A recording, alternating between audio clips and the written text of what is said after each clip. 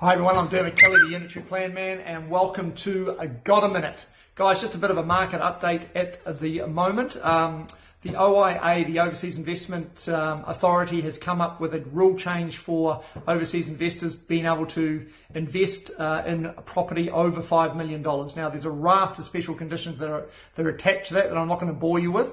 But if you are an overseas investor and you're wishing to get into the New Zealand market, you now have the ability of some of your commitment of capital to be tied up in a family home or other types of homes. So that's quite a significant change. It's certainly a shift in policy for the current government. And what that means is that we will see more inquiry over the next few months from potential investors. I don't think we'll see a big lift in numbers yet, but over the next 6 to 12 months, we may see a significant lift in that $5 million plus range in terms of sales.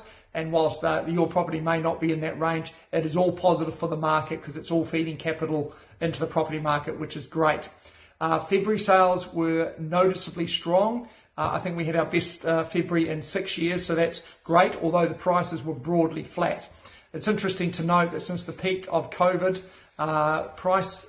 prices in Auckland on average have dropped about 23%. So the pain has been felt. It's been a grinding few years, but the pain has been felt by homeowners, and we have certainly bottomed out. I don't think we're in growth mode at the moment, but we're certainly in a very stable market. So if you're a vendor thinking of selling, it's a much more stable market to be selling in it than it was a couple of years ago. So positive news in that front, and it is good to see that stability for the market in general, particularly around and under the $1 million mark. That's been very active. First home buyers finally have the confidence with the OCR to get ahead and make that big decision. Listing levels are strong, so there's a good supply, and that's going to keep a cap on prices, stop things getting out of control again.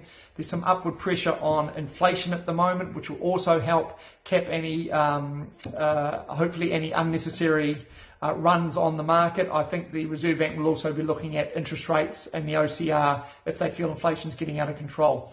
It is interesting, although we are stuck down in the bottom of the world, we are getting impacted by the oil price, and that could have upward pressure on inflation with our friend Mr. Trump.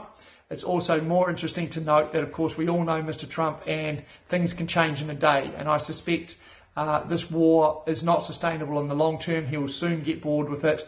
I anticipate there'll be a loosening of the reins, if you like, in the next month or so. It's hard to see the American economy soaking up those kind of hits and his popularity, soaking up that without him making some kind of concessions and getting to the bargaining table in the Middle East. So, look, we've moved from decline to stability, which is the main message for the market. We're bumping along is the way I'd describe it. We're not in a big growth zone, but we're certainly not in a big decline zone. So it's a good market to be transacting in. If you've got any questions, please feel free to call me anytime. Thanks for joining me today. Bye for now.